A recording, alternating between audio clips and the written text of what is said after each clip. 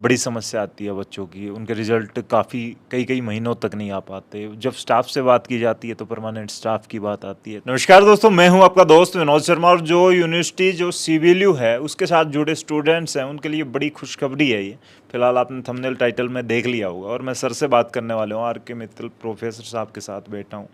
VC साहब हैं और कई साल से भिवानी की इस यूनिवर्सिटी को आगे बढ़ाने के लिए कोशिश कर रहे हैं। और दूसरा कन्वोकेशन प्रोग्राम होने वाला है, दीक्षांत समारोह जिसे बोला जाता है। सर से पूछने वाला हूँ, सर सबसे ज़्यादा तो लोगों को और स्टूडेंट्स को एक जिज्ञासा रहती थी कब होगा, कब दोबारा से गेट टुगेदर सा हो जाता है बच्चों का, कई साल पहले गए हुए हैं। तो क्या कुछ होने वाला है इसको 11 तारीख को? 11 तारीख को दूसरा विश्वविद्यालय का दीक्षांत समारोह होने जा रहा है। और इसमें विश्वविद्यालय के कुलाधिपति माननीय श्री बंडारू दत्तात्रेय जी, गवर्नर हरियाणा, वो इसमें मुख्य अतिथि होंगे और इसकी अध्यक्षता भी करेंगे। इसमें लगभग 1700 विद्यार्थियों को डिग्री दी जाएगी और 90 के करीब इसमें मेडल्स विद्यार्थियों को, जो टॉपर हैं, वो दिए जाएंगे। इसके लिए पूरी अरेंजमेंट हो चुकी हैं। इसके जो विशिष्ट अतिथि हैं वो कृषि मंत्री श्री जेपी दलाल जी हैं। यहाँ के सम्मानित जो महेंद्रगढ़ और भिवानी के सांसद श्री धर्मवीर सिंह जी आएंगे, और श्री ब्रजेंद्र सिंह जी जो हिसार के सांसद हैं वो होंगे, और यहाँ के जो स्थानीय विधायक हैं श्री घनश्याम सराफ जी और श्री बिशंबर वाल्मीकि जी, वो भी रहेंगे। इसके साथ साथ जो हमारी स्टैट्यूटरी बॉडीज़ होती हैं, जैसे academic council, executive council, planning board, और वो इनके इसमें सम्मानित सदस्य भी रहेंगे। कुछ वाइस चांसलर इसमें रहेंगे। कुल मिलाकर हमारी जो अरेंजमेंट है वो 1000 के करीब विद्यार्थियों और अतिथिगण की रहेगी। सर बात करें, ये यूनिवर्सिटी शुरू हुई और उसके बाद गखड़ साहब के बाद आप आए, यहाँ संभाला आपने। कितनी परेशानियां, मुश्किलें आई सर? और कई साल हो गए, अब तो उन चीज़ों की आदत तो होगी, और आपने बहुत कुछ, ये भवन, नया भवन बना है, ये सारी चीज़ें हुई हैं। इसको बनाने में कितनी मुश्किलों का सामना करना पड़ा, और आज कहाँ स्टैंड कर रही है सीबीएलयू आपकी नज़र में? किसी भी कार्य को करने में तो दिक्कतें शुरू में आती हैं, ये तो एक नियम ही है। मगर मुझे कोई ज़्यादा परेशानी इसलिए नहीं आई क्योंकि सरकार का भी पूरा इस सहयोग पूरा मिला, और सरकार की तरफ से ही वित्तीय सहायता भी इसके लिए मिली। और मेरे जो कर्मचारी साथी हैं, चाहे वो टीचिंग हो, नॉन टीचिंग हो, चाहे आपकी प्रेस हो, या यहाँ के स्थानीय जो विधायक हैं या सांसद हैं या जो लोग हैं, उनका पूरा का पूरा सहयोग मिला, और सबके सहयोग से ही हम इस विश्वविद्यालय का निर्माण कर पाए। और मुझे बड़ी खुशी है कि चौधरी बंसीलाल विश्वविद्यालय का अपना अब परिसर, जो 2 टीचिंग ब्लॉक्स हैं, 25,000 स्क्वायर मीटर के करीब इसका एरिया है, और 4 मंजिलीय भवन है।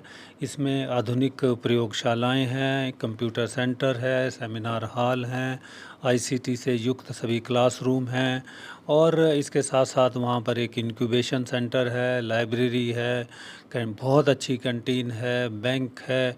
तो एक क्या कहना चाहिए कि आधुनिक सुविधाएं विद्यार्थी सोच सकता है, वो इस कैंपस में हमने इंटीग्रेटेड वे से प्रोवाइड करने की कोशिश की गई है, ताकि विद्यार्थियों का पढ़ने का, सीखने का जो एक्सपीरियंस है, उसमें किसी श्रेष्ठतम जो विश्वविद्यालय है उससे कोई कमी उनको देखने को ना मिले।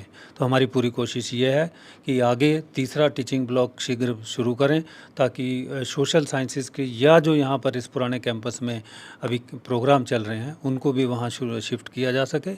और जो हमारा आगे फोकस रहने वाला है वो नॉन कन्वेंशनल कोर्सेज़ के ऊपर होगा, जो इंडस्ट्री से जुड़े होंगे, चाहे वो अल्टरनेटिव सोर्सेज ऑफ एनर्जी से हों, या इंफॉर्मेशन एंड कम्युनिकेशन टेक्नोलॉजी हो, या आर्टिफिशियल इंटेलिजेंस, मशीन लर्निंग, और कुछ कोर्सेज़ हों, या स्किल डेवलपमेंट से रिलेटेड हों, एंटरप्रेन्योरशिप से रिलेटेड हों, वेस्ट मैनेजमेंट, ऐसे ऐसे जो हमारा मुख्य रूप से सोच ये है कि जो आसपास का क्षेत्र है और आसपास के जो लोग हैं उसकी समझ विश्वविद्यालय के विद्यार्थियों को, शिक्षकों को, कर्मचारीगण को हो, ताकि उनके साथ मिलके हम एक अच्छे तरीके से बेहतर शिक्षा बच्चों को दे सकें, अच्छा एक्सपीरियंस उसका दे सकें। और जो स्थानीय समस्याएं हैं, चाहे बिजली, पानी, रोजगार, और जो आर्थिक विकास को तेज़ करना, इन सब का सलूशन हम यूनिवर्सिटी में कुछ सोचें। अभी तक यूनिवर्सिटी होती थी कि भाई ठीक है, आपने क्लासरूम में पढ़ाया, डिग्री दी और बाहर। हम इस तरह का एक ऐसा इंस्टीट्यूशन चौधरी बंसीलाल विश्वविद्यालय को नहीं बनाना चाहते। हम चाहते हैं कि इसका समाज के साथ जुड़ाव हो और समाज की समस्याओं में ये भागीदार बनकर उनको उनका समाधान देने वाला एक इंस्टीट्यूशन खड़ा हो देश में। ऐसी हमारी सोच है और इसमें हम बहुत सक्सेसफुल भी हो रहे हैं। यहाँ के विद्यार्थी अभी एक आप देखेंगे पढ़ने के साथ साथ कुछ कुछ अपना काम कर रहे हैं। अभी हमने 100 के करीब ऐसे विद्यार्थी हैं जो पढ़ भी रहे हैं और काम भी कर रहे हैं पार्ट टाइम बेसिस पे। कोई 4,000, कोई 10,000, कोई 40,000, कोई ट्रेडिंग का काम कर रहा है, कोई स्टॉक मार्केट में है, कोई ई कॉमर्स की है, किसी ने ट्यूशन का काम कर रहा है, कोई लड़कियां कुछ सामान बेच रही हैं, कोई ब्यूटिशियन का काम है, कोई डाइटिशियन का काम है। ऐसे ऐसे बहुत सारे जो आज के नए युग के रोज़गार के अवसर हैं, उनको हम विद्यार्थियों को चाहते हैं कि वो सरकार की तरफ नौकरियों के लिए ना देखें। पढ़ने के बाद वो जॉब प्रोवाइडर बने, अपना काम करें और दूसरे लोगों को जॉब दे। ये आज की एक आवश्यकता है और इस पूर्ति में हम निरंतर सफल भी हो रहे हैं और इसका हमारा प्रयास भी है। सर बात करें जिस तरीके से मेडिकल कॉलेज भिवानी में बन रहा है, यूनिवर्सिटी भी अब अपने एक बड़े लेवल पे आके खड़ी हो गई है, अपना भवन हो गया है। एक तो पहली बात तो ये है कि ये टोटली शिफ्ट कब करने का प्लान कर रहे हैं आप प्रेमनगर में? और दूसरी जब बात करें महेंद्रगढ़ को बड़ा हब कहा जाने लगा है शिक्षा के क्षेत्र की बात करें, चाहे पीएमटी में या बच्चों का एडमिशन वहाँ पर अच्छे स्किल्स वाले बच्चे निकलते हैं, तो भिवानी में भी हब बनने वाला है अब। और यूनिवर्सिटी किस प्रकार से कोशिश कर रही है, जिस तरीके से आप आर्टिफिशियल इंटेलिजेंसी की बात कर रहे हैं, दूसरे ऐसे स्किल्स की जो मोदी जी बात करते हैं, हमारे जो मुख्यमंत्री साहब हैं वो बात करते हैं, तो स्किल डेवलपमेंट पे यूनिवर्सिटी किस तरीके से काम करके लोगों को, जैसे यूपीएससी के पीछे आपने कोशिश की थी यहाँ पर बच्चों को पार्ट टाइम तैयारी करवाने की, तो किस तरह तैयारी कर रही है यूनिवर्सिटी और कब शिफ्ट हो जाएगी टोटली प्रेमनगर? देखिए इसके क्योंकि हमारी तो क्या कहना चाहिए, योजना है कि इसको जल्दी से जल्दी शिफ्ट किया जाए। बट इसके लिए नए भवन ज़रूरी हैं। जितनी अभी ये कैपेसिटी है इसके बराबर और चाहिए, तो मुझे लगता है उसके लिए तो लगेगा 2-3 साल और अभी। मगर हम इसी साल हम ये कोशिश होगी कि तीसरा जो शैक्षिक भवन है वो खड़ा हो जाए। उसके साथ साथ बच्चों के छात्रावास की व्यवस्था हो जाए, टीचर्स के लिए कोई वहाँ पर रहने की व्यवस्था हो जाए, रेजिडेंशियल फ्लैट बन जाए और कोई वहाँ पर एक गेस्ट रूम बन जाए। ये ऐसी कुछ बेसिक सी चीज़ें हैं जो आने वाले समय में हमें तेज़ गति से करनी होंगी और हम इसके लिए प्रयत्नशील हैं, मगर इसमें कुछ समय ज़रूर लगेगा। सरकार का सहयोग पूरा है। सर ऑफ कैमरा कई बार हमारे पास बहुत सी कॉल्स आती हैं, समस्याएं होती हैं स्टूडेंट्स की, हालांकि आपसे मिलते हैं, आपके टोल फ्री नंबर भी होते हैं आपसे मिलने के लिए, बच्चे आ जाते हैं यहाँ। लेकिन एक तो रिज़ल्ट की बड़ी समस्या आती है बच्चों की, उनके रिज़ल्ट काफ़ी कई कई महीनों तक नहीं आ पाते। जब स्टाफ से बात की जाती है तो परमानेंट स्टाफ की बात आती है, तो ये सॉल्यूशन क्या लगता है आपको, हो चुका है या आने वाले वक्त में कब तक हो जाएगा? सबसे बड़ी समस्या है बच्चों के लिए। देखिए सरकार ने हमारे को कुछ टीचिंग की पोजीशंस दिए हैं, उनको भरने का काम हम लगातार करते रह रहे हैं। उसमें समय लगता है क्योंकि क्वालिटी टीचर को, टैलेंट को अट्रैक्ट करना एक अपने आप में एक बहुत बड़ा चैलेंज होता है। उस प्रक्रिया में धीरे धीरे हम करके आगे सफल हो रहे हैं और लग रहे हैं, जहाँ तक टीचिंग का सवाल है। जहाँ तक नॉन टीचिंग का सवाल है या जैसे आपने एग्जामिनेशन डिवीज़न को कहा, अभी तक हमारे पास जो हमारे रेगुलर स्टाफ ना होने के कारण हमें दिक्कतें कुछ आई, जिसके कारण हम जो बाहर की कंपनियां हैं आउटसोर्स करके उनसे करवाते रहे। जब आउटसोर्स कराते हैं तो उनके ऊपर डिपेंडेंस बढ़ जाती है और कई बार समय पर रिजल्ट नहीं आता। अब हमारा इन सब चीज़ों को सॉल्व करने का जो नज़रिया है वो ये है कि किस तरीके से इस जो एग्ज़ामिनेशन डिवीज़न है इसको ऑटोमेट किया जाए और हमारा इंफॉर्मेशन टेक्नोलॉजी का, आईटी का अपना यहाँ पर एक कैपेबिलिटी हम पूरी डेवलप करें, जिससे कि बाहर पे हमारी निर्भरता कम हो और जल्दी से जल्दी बच्चों का रिजल्ट निकले। अब इस जो द्वितीय दीक्षांत समारोह हो रहा है, इसके बाद से ज़्यादातर काम हमारा जो पेंडिंग काम था हमने निकाल दिया। अब कोई पेंडिंग काम विशेष नहीं है, छोटा मोटा काम होगा उसको अगले 10-5 दिन में वो भी निमट जाएगा और बहुत तेज़ गति से पिछले 1 महीने में रिजल्ट सभी निकले हैं। तभी हम 5 साल का ये कन्वोकेशन पिछला बैकलॉग इसको हम पूरी तरह से ठीक कर पाए हैं।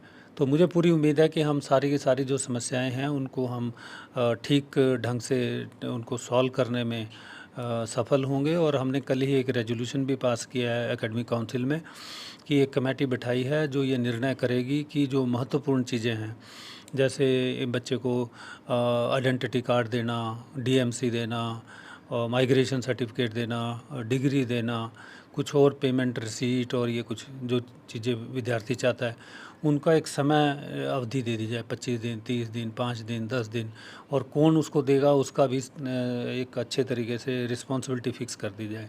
तो ये जब हो जाएगा, ये 1 महीने में, अगले महीने तक हम कोशिश कर रहे हैं, तो जब ये हो जाएगा तो ऑटोमेटिकली गवर्नेंस, यहाँ का जो प्रशासन है वो थोड़ा बेहतर होगा और बच्चों को जो अभी शिकायतें आती हैं वो धीरे धीरे समाप्त हो जाएंगी।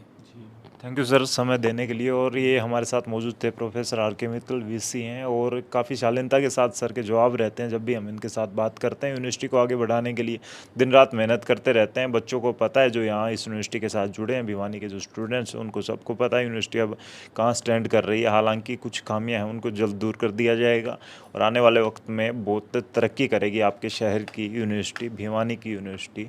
ये कहाँ तक लेके जाएंगे सर, वो तो आने वाला वक्त बताएगा। लेकिन इनकी तैयारियां बड़ी हैं और आने वाले ऐसे ऐसे कोर्सेज़ हैं, अब भी कुछ कोर्सेज़ को लॉन्च करने के लिए तैयारी हुई है और बातें चल रही हैं। तो फिलहाल भिवानी में इस दीक्षांत समारोह को लेकर स्टूडेंट्स के दिमाग में क्या चल रहा है, दिल में क्या चल रहा है, और आप कितना एंजॉय करने वाले हैं, कमेंट में ज़रूर लिखें। बातचीत सर के साथ रही, उसके ऊपर भी आप कमेंट कर सकते हैं। इस वीडियो को शेयर करें। तब तक के लिए धन्यवाद। राम राम, जय हिंद।